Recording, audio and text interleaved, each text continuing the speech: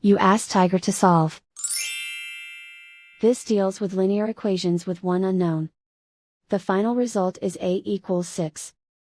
Let's solve it step by step. Simplify the expression. Group like terms. Simplify the arithmetic. Group all constants on the right side of the equation. Add 6 to both sides.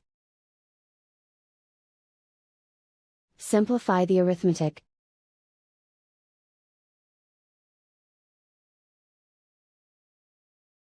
Isolate the a. Divide both sides by 3. Simplify the fraction. Find the greatest common factor of the numerator and denominator. Factor out and cancel the greatest common factor. And so the final result is a equals 6.